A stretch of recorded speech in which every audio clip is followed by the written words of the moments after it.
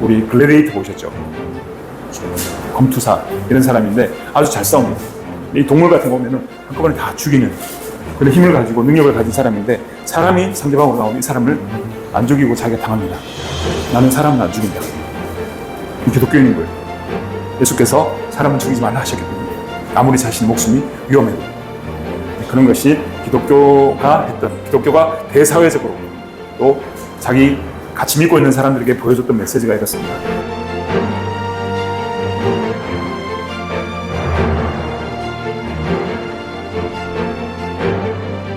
자, 저는 로마 시대 기독교 박해를 여러 황제들이 있었는데 황제별로 시대별로 그리고 그것이 시간이 예수님이 승천하시고 이후에 교회가 생기면서 계속 교회의 핍박 역사라고 보시면 되겠습니다.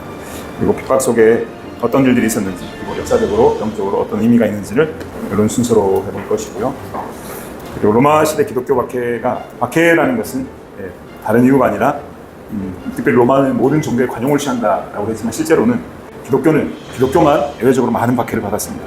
매우 2번이 중요한데 무신론, 식인풍습, 근친상간 이 세 가지 테마로 계속 핍박을 받습니다. 왜 무신론일까요? 로마에게 신은 황제 한 사람이어야 되는데 기독교는 황제를 거부하거든요.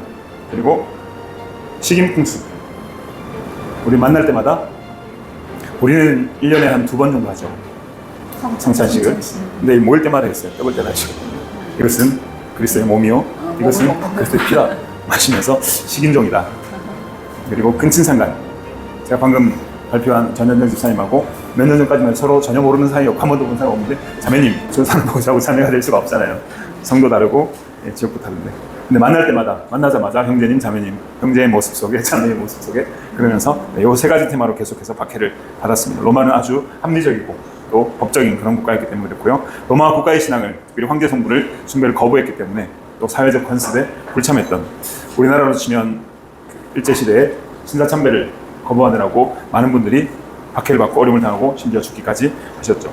그래서 최초의 박해를 네로 황제로 보고요. 그 전에도 간헐적인 박해가 있었지만 네로 황제를 첫 번째 박해를 보고 마지막 AD 313년에 콘스탄티누스가 밀라노 칙령을 발표하면서 250년 정도 박해가 계속되었습니다. 박해 강도는 시대 황제별로 그리고 시대에 따라서 조금씩 달랐습니다. 조기 박해는 산발적으로 이루어졌고 순교가 역설인데 제가 마지막에도 이걸 다룰 텐데 터툴리안이 했던 말이라고 보이시나요? 한번 같이 읽어볼까요? 시작. 그들은 피를 흘렸으나 씨앗은 번성했다. 네. 많은 사람들이 죽었는데 오히려 교회는 더 커지고 성도는 더 늘어나고 심지어 황제도 예수를 믿게 되는 그런 일들이 있었습니다. 이렇게 나뉘고요. 네로 황제 이전의 박해는 별로 의미가 없기 때문에 넘어가겠습니다. 뭐 때문에 별로 의미 없다는 거죠? 이 사람들은 개인의 감정이나 어떤 박해 강도가 그렇게 심하지 않았다는 차원에서 교회사 학자들이 네로 황제의 핍박을 1차 핍박으로 그렇게 합니다. 이 뒤에 뻘건덕이 뭔지 보이세요? 네로는 원래 자기 아버지가 클라우디오인데 이 아그리빠가 클라우디아의 조카입니다. 조카하고 결혼을 했는데 조카가 낳은 아들이 네로예요. 근데 정실부인이 아니란 말이에요. 근데 왕이 될 수 있습니까? 왕으로 다치고 황제가 되는 건 어렵죠. 근데 밀어가지고 다른 원로원들을 다 섭외해가지고 밀어가지고 네로가 16살에 황제가 됩니다. 그때 도와준 인물이 우리가 구약성에 보면 다윗을 도와준 인물들이 뭐 요압이나 이런 사람들 있잖아요. 세네카와 그리고 브루스 이런 사람 도와줬는데 그래서 성공적으로 황제권을 잘 행사했었습니다. 16살이지만 근데 30살까지. 근데 자기의 제안이 이 두 사람 세네카와 브루투스에서 계속 제안받고 계속 이거 해야 됩니다 저거 해야 됩니다 계속 그러니까 조금 슬슬 부하가 났나 봐요. 두 사람을 죽입니다. 그리고 국가가 감정적으로 움직이니까 황제라는 사람이 아주 급격하게 쇠퇴하고 광기 어린 정치로 자기 엄마도 아내도 친구도 수천 명을 죽입니다.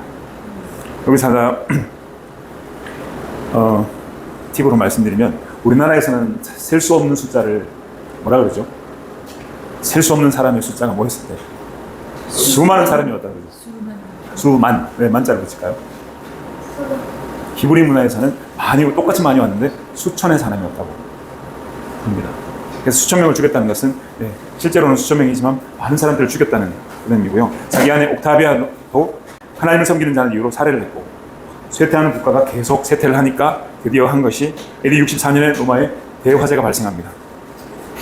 근데 주요 설에 의하면 네로 자신이 불을 질러놓고 기독교인들이 방어봅니다.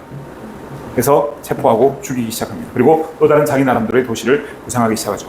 이 네로 박해의 특징은 최초의 체계적인 박해, 나오는 십자가형 보이시죠? 그리고 이 밑에 있는 다 안 나왔는데 누군지 아시겠습니까? 예술로네. 네, 역시 성경에 융통하시고 우리 베드로입니다. 베드로가 십자가에 거꾸로 못 박히는 장면이고요. 네, 많은 사람들이 화형당해서 죽었습니다.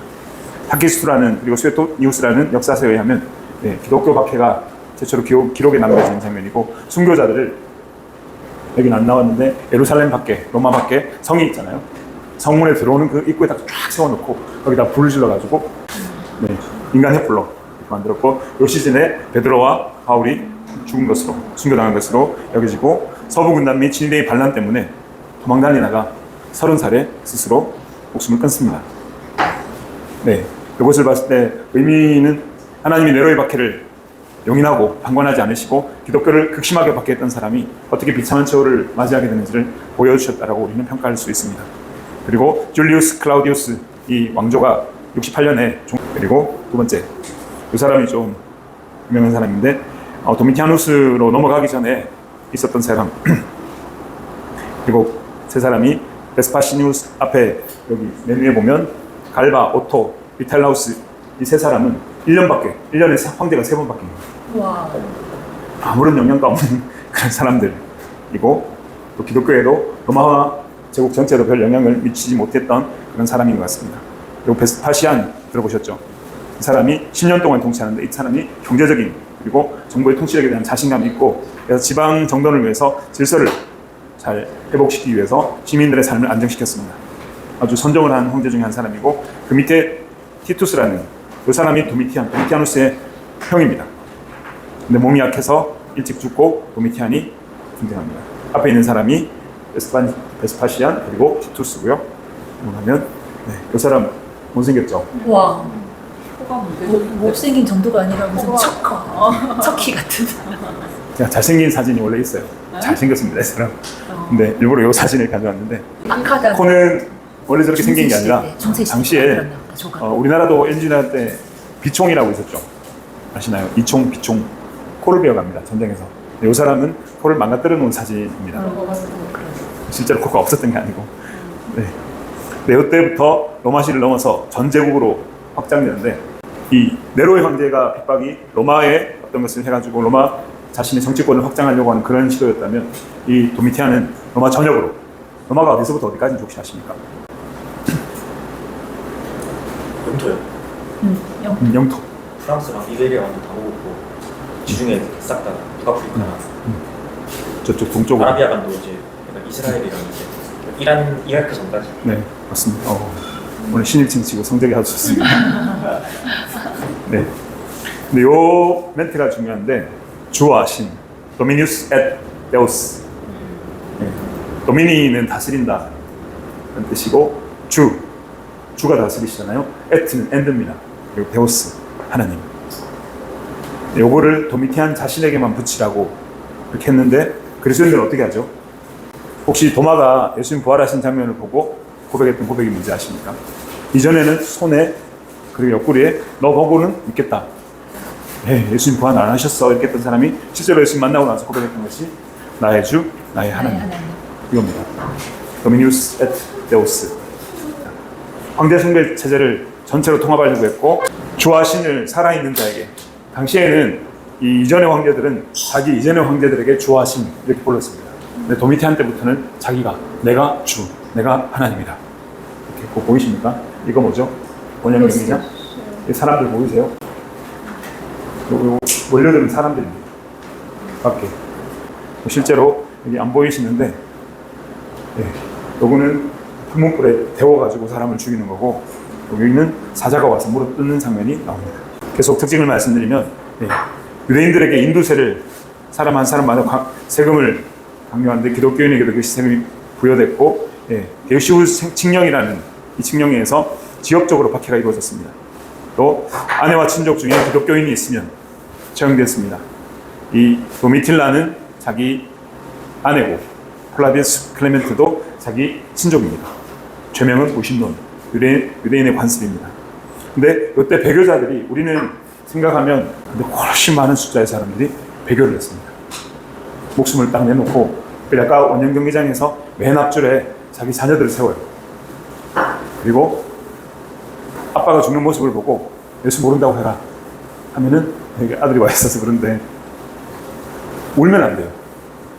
울면 바로 애들 다 죽습니다. 미친놈 뭐 이렇게 계속 욕을 해야 살아날 수 있는 그 상황이 바로 도미티안 상황이었고요. 네. 황제 앞에서 또한 로마의 관료들 앞에서 네.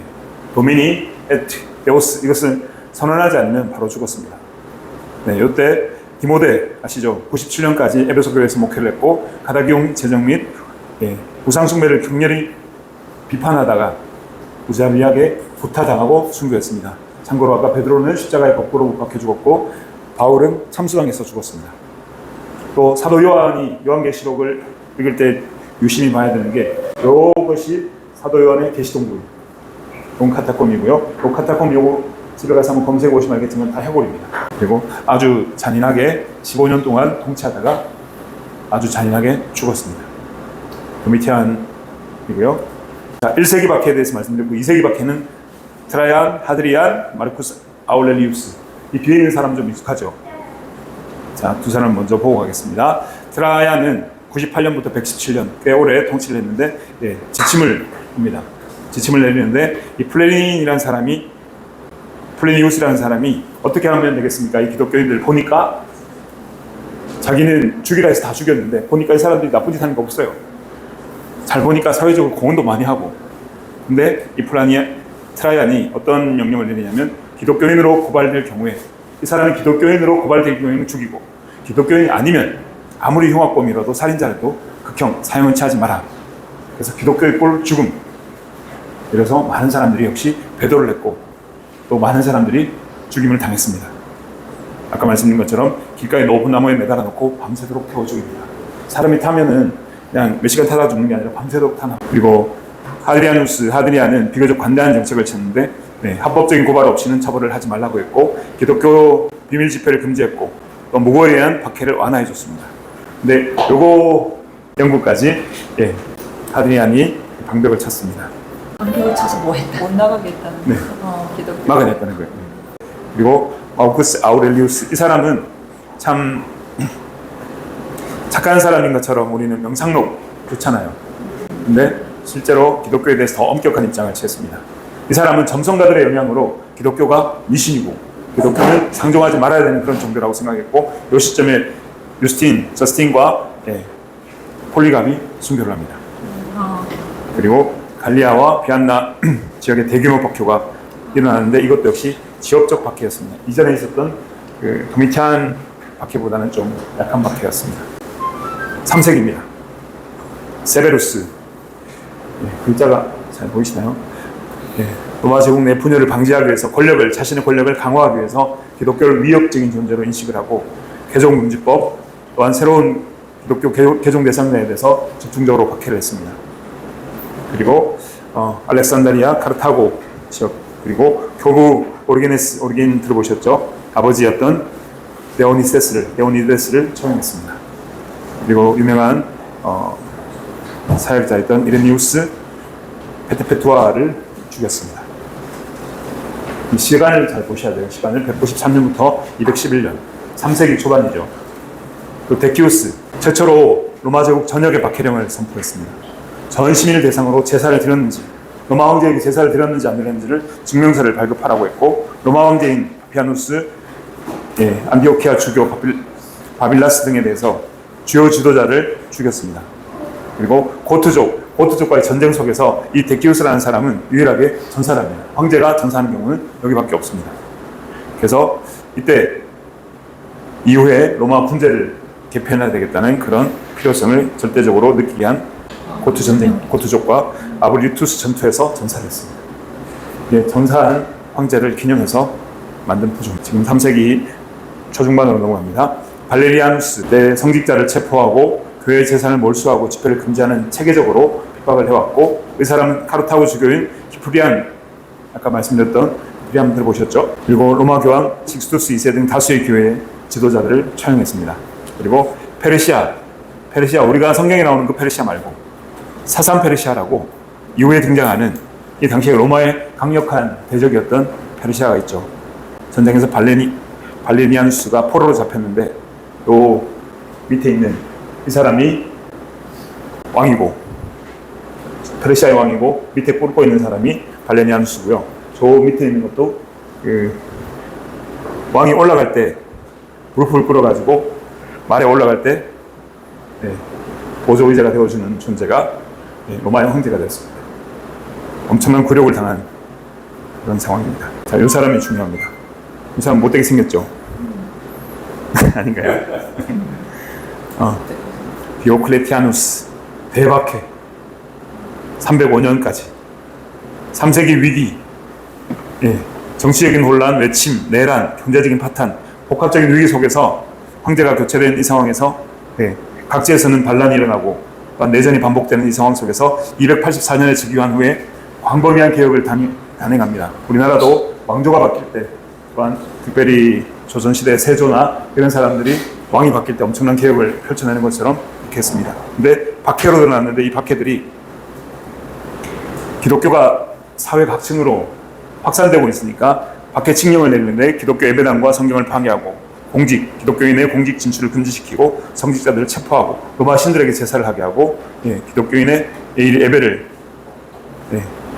기독교인의 예외 해방을 금지시켰습니다. 그리고 이 사람은 제국 전체에서 철저하게 조직적이고 체계적인 박해를 실시했고 로마 역사상 가장 가혹하고 광범위하고 또한 체계적으로 기독교를 박해했습니다. 그리고 동서지역에 따라서 박해 강도가 차이가 나는데 이 디오클레니티우스는 사도 정치를 아까 했다고 말씀드렸는데 이 정제 2명, 부제 2명. 그러니까 정제는 정식 황제 2명이고 뒤에 부제.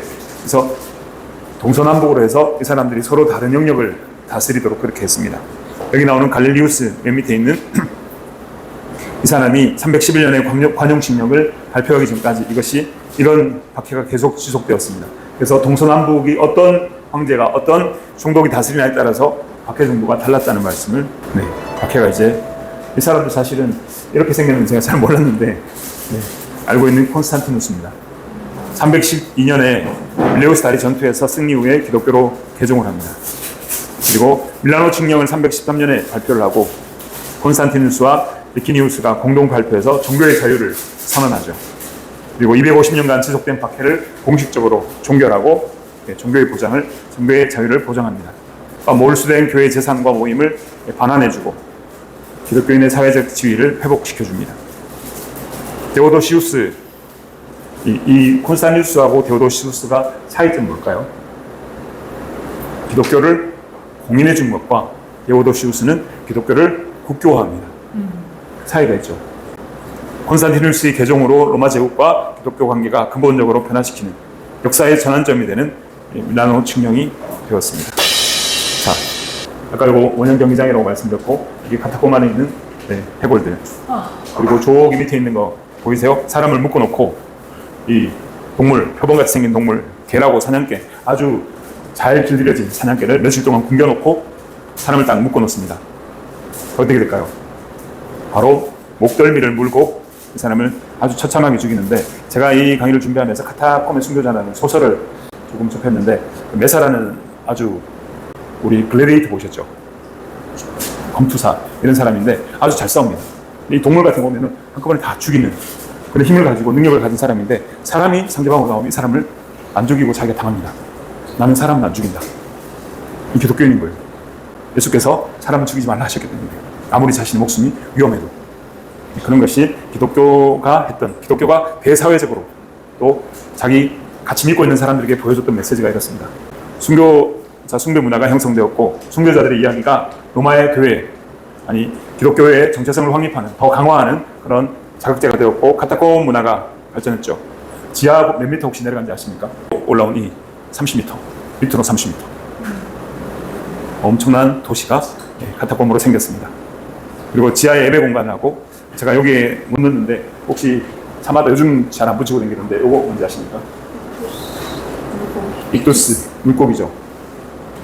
예수 그리스도 비오 에오스 소페르. 예수 그리스도 하나님의 아들 구원자, 이런 뜻입니다. 그래서 이 아주 깊은 공간에 익도수가 어떻게 그려져 있느냐에 따라서 방향이 이러고 저러고 있는데 제대로 못 들어가면 바로 길을 잃고 제대로 나오지도 못하는 그런 상황이 생긴다고 합니다. 이 박해 때문에 신앙의 순수성과 강한 결속력이 형성되었고 순교자의 피는 교회의 씨앗이다. 사투리안이 말했고요. 교회 기독교 공인 이후에 박해받는 종교에서 국가 종교로 급속하게 전환되기 시작합니다. 박해가 없었다면 어떻게 됐을까요? 지금 우리나라의 교회들이 조금 혼란해지고 교파들이 다 다르지만 어떤 교파를 막론하고 교회들이 조금 어려워지고 있는 이유가 뭘까요? 불교가 더 강해져서? 다른 종교가 더 세져서 그렇습니까? 기독교인들이 제대로 정신을 차리지 않아서 그렇다고 저는 목사 이전에 하나님의 사람으로 그렇게 생각을 하고 있습니다. 교회 건축이 번성해졌고 바시킬라 양식, 대형 교회당이 건립되기 시작했습니다. 기독교 예술이 공개적으로 발전되기 시작했고 카타콤 예술, 지하에 있던 예술이 아니라 공식 예술로 승화하고 확장되는 일들이 있었습니다. 더더욱 380년에 데오도시우스에 의해서 기독교회가 로마 전체, 아까 우리 형제가 말했던 저쪽 이란 쪽에서부터 저 끝에 영국까지 국교화되는 그런 일들이 있었습니다. 요약입니다. 초기 박해는 네로, 도미티안, 그리고 이 사람들 개인의 인성에 치우친 박해였다면 2세기 박해, 트라이안, 하드리안, 마르쿠스 아울레시우스 이 사람들은 법적으로 박해를 체계화했고 3세기 초중반에 이 사람들 제국적인 차원에서 조직적으로 박해를 했고 대박해인 디오클레티아누스 이 사람은 기독교화의 씨를 뽑으려고 그래서 대박해라고 부릅니다. 이런 대박해도 250년, 300년에 해당하는 엄청난 신앙 가운데 있었던 교회의 박해도 결국은 콘스탄티누스의 회심으로 인해서 기독교를 인정해줌을 통해서 종교의 자유가 보장되고 그래서 우리 마지막 이 멘트를 같이 읽고 마치겠습니다. 시작. 역경 속에서 신앙을 지킨 초대교회의 순교 정신은 기독교가 로마 제국의 국교가 되는 역사적 결과를 가져왔다. 저는 대한민국의 기독교를 섬기는 사람의 사역자로서 대한민국이 기독교 국가가 이승만 대통령이 말했던 기독교 국가가 모든 사람이 다 기독교인이 되기를 바랬던 것일 수도 있지만 또 하나의 제가 제시하고 싶은 것은 교회가 순결하고 순수해질 때 정말 다른 사람들이 보기에 특히 이 황제들이나 또 제도권에 고위직에 있는 사람들도 저 사람들이 믿고 있는 게 뭔가 다르다, 뭔가 있네 하게 접근하게 되고 실제로 그 안에는 그냥 모여서 예배드리고 실제로 사람들이 물어봐도 예배에 처음 나오신 분들이 이런 얘기를 한다고 합니다.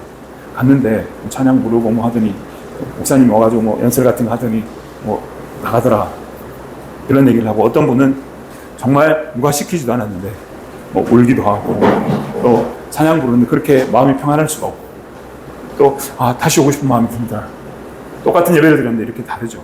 많은 사람들이 교회에서 뭘 하는지 잘 모르는 상황 속에서 지금 우리는 이 박해사를 보면서 정말 우리의 마음이 순결을 잃어버린 건 아닌가. 정말 초대교회 당시의 그 예배의 모습 또 하나님을 향한 그 마음을 잊어버려서 우리는 또 다른 종류의 박해를 당하고 있잖아요. 대놓고 잡아가고 이런 것보다 지금 대표적으로 기독교가 이 모든 일의 배우다 이렇게 생각을 하고 공개적으로 아마 들으라고 이렇게 박해를 하는 것 같습니다. 근데 문제는 우리가 그때처럼 순결하냐 순결하지 못하냐, 전심으로 하나님을 의지하느냐 그러지 못하냐, 여기에 문제가 있고 그런 점에서 이 박해들을 보면서 좀 정신을 차리고 저 자신부터 그렇게 마음을 다잡아야 될 때가 아닌가 생각을 했습니다. 오늘 여기까지 하겠습니다. 감사합니다. 예, 감사합니다. 질문이 있으세요? 아까 그 강의하시면서 저희 기독교가 문제가 된 게 이게 기독교인들의 잘못이다 이렇게 말씀하셨는데 제가 요즘에 보면은 본인이 예를 들어서 모태신앙이고 엄청 믿음이 신실하고 그런 친구들 있지 않습니까? 그런 친구들인데 하는 걸 보면은 완전 자파 마인드거든요. 근데 이런 사람들이 좀 많지 않습니까? 진짜 이제 뭐 좌파들이 이제 계속 종교에 침투한 것도 있겠지만은 우리 그 신도들이 뭐 말씀을 별로 잘 안 읽어서 지금 이렇게 되는 건지 아니면은 말씀이랑 그냥 실제 그 살아가는 행동을 따르게 하는 건지 뭐 때문에 그런 건지 저는 잘 모르겠어요. 그래서 그게 혹시 뭐가 문제인지 한번 어떻게 생각하시는지 궁금합니다. 홍 목사님께서 한번 좀 뭐 정답이라고 할 건 없겠지만은 전 교육 문제라고 생각합니다. 결국에는 사회가 그렇게 가르치고 있고 또 그 문제에 대해서 교회가 가르치지 않으니까 사실은 그렇게 생각하고 인식할 수밖에 없는 그런 판이 짜져 있지 않습니까? 거기에서 이렇게 만일에 누군가가 그게 아니고 사실은 우리가 이렇게 생각하는 게 바른 생각일 거야. 우리 형제가 이야기한 어떤 우파적인 마인드를 누군가가 가르쳐 주거나 어딘가에서 내가 듣지 못했다면 계속 그런 생각을 할 수밖에 없겠죠. 저도 계속 그런 생각을 가지고 살아왔는데 우연한 계기에 그 유호 목사님 책 있죠. 하나님의 기적 대한민국 건국이라고 하는 책을 읽으면서 이승만이 이런 사람이야? 라고 처음 이제 제가 퀘스천 마크를 가지기 시작했고, 그래서 좀 자료를 찾아보니까 예전에 막 알고 있던 사실들이 거짓말인 게 너무 많은 거예요. 특히 런승만 한강대교 끌고 갔다는 그 얘기는 TV에도 나와가지고 민족문제연구소라고 걔네들 나와가지고 영상도 만들고 전문가 패널이라고 해서 TV에서 자료 보여주면서 이승만이 이렇게 나쁘게 했다. 이 다리 위로 막 사람들 넘어가고 불쌍한 막 그런 사진 TV에서 보여줬는데 그게 한강대교가 아니더라고요. 그런 게 이제 하나 둘씩 이제 보이기 시작하면서 와, 이거 엄청난 거짓에 우리가 둘러싸여 있구나. 제대로 배워야 되겠다. 공부해야 되겠다. 이제 그 생각을 하게 되었고, 한 번 계기가 되고 또 이런 또 만남이나 스터디가 한번 결성이 되니까 좀 이제 계속 이제 좀 생각이 좀 돌아서고 아직도 그런 것들이 있습니다. 최근에도 뭐 그랬던 것 같아요. 뭐 이런 생각들이 야, 이게 그런 게 아니었어? 막 이런 뭐 그런 것들이 자꾸 이제 개발되어지는 것 같아요. 그래서 사실은 제일 심각한 문제는 교육에 있다고 보고, 그리고 지금 어떤 그런 근본적인 게 교육이라면 지금 이런 시국에 있어서 가장 제가 느끼기에 나쁜 놈들이다 라고 이야기할 만한 애들은 이제 언론이라고 생각합니다. 국민들에게 정확한 알 권리를 제공해주지 않고 굉장히 편향적인 어떤 그런 이야기들을 제공하는데 마치 그게 무슨 진리냐 아니면 뭐 지적인 우월감 속에서 네가 모르는 뭔가를 내가 가르쳐 줄 거야 라고 하는 식으로 이렇게 보도를 하는데, 저는 그런 데에서 이제 어쨌든 국민들이 이게 스스로 뭔가를 공부하지 않으면은 헤어나올 수 없는 그런 판이거든요. 그래서 그런 것들을 주변에 계속 이렇게 먼저 좀 깨어나신 분들이 좀 알려줘야 될 필요가 있다고 보고, 이런 거 하다 보면 이제 논쟁도 하고 싸움도 나거든요. 근데 싸우기 싫어서 피하면은 답이 없습니다. 이게 뭐 연인 관계에서도 서로 안 맞는 부분은 부딪혀서 싸워야 되거든요. 싸워야 이제 진짜 서로 맞는 부분을 발견하고 이제 더 나은 방향으로 나아가는데, 싸우는 게 싫어서 피하다 보면은 이거 그냥 쭉 그냥 그대로 그냥 흘러가는 겁니다. 그래서 교육 문제랑 지금 이제 전반적으로 언론의 역할의 어떤 그런 부분에 있어서 굉장히 편향되어 있다. 뭐 좀 저는 일단은 그렇게 왜 이런 문제들이 지금 발생하고 있는가. 뭐 대한민국의 특수성도 있겠지. 뭐 남북으로 나뉘어져 있고, 우리나라의 진보라고 하는 사람들, 좌파라고 하는 사람들은 알고 봤더니 종북이었고 종중이었고 뭐 그런 사람들이더라. 진짜 진보를 위한 어떤 진보는 아니었다라는 게 이제 좀 보이기 시작하게 되는 것 같습니다. 그럼 사실 뭐 기독교인들 그게 잘못하는 거예요. 왜냐면은 교육이 세뇌시켰고 언론이 세뇌시켰기 때문에 그거를 엄청나게 본인이 공부를 진짜 역사 공부를 열심히 하는 거 아닌 이상. 언제부터 느끼기 시작했어요? 형제님은? 저는 사실은 엄청 이렇게 됐어요. 그랬구나. 고등학교 때.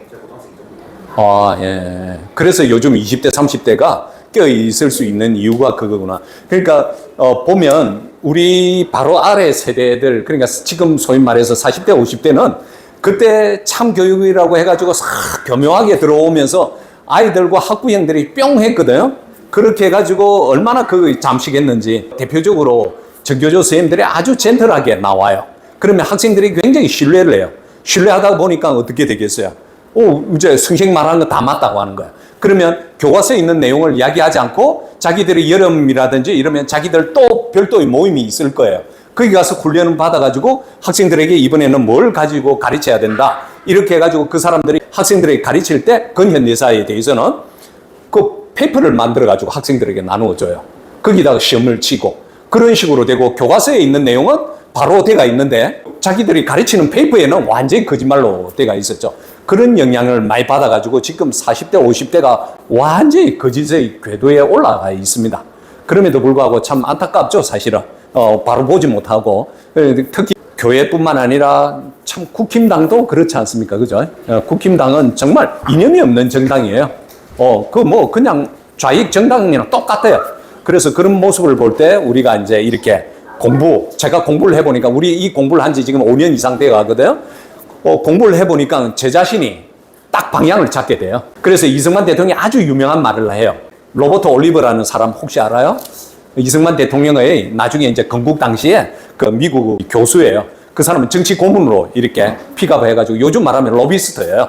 그래서 미국 정계에다가 대한민국의 건국에 대해서 홍보를 하고 그리고 이제 한국에 와서 또 이승만에게 조언을 해주고 그런 사람이었어요. 그 로버트 올리버가 이제 이승만이 없으면 대한민국은 없었다 이런 책도 쓰고 또 서울의 대미투쟁 1, 2, 3건 그런 거 등등 쓴 것들이 있는데요. 이승만 대통령이 로버트 올리버에게 한 말이 당신이 내 자서전을 쓰려면 이거는 꼭 알아야 된다. 나는 상황에 변하는 것이 아니라 나는 신념의 사람이었다. 이것을 꼭 알아야 된다. 이 말이 무슨 말인 줄 아세요? 자기 기준이 있고 소신이 있는 거죠. 예, 그렇죠. 그러니까 어때요? 상황에 따라서 변하지 않잖아요. 그러면 우리가 많은 사람들, 우리 많은 기독교인들이 공산주의자였거든. 여운형, 김구는 북한 갔다 와가지고 돌아섰고요. 그 다음에 김규식도 누가 키웠냐면 언더우드 박사가 키웠어요.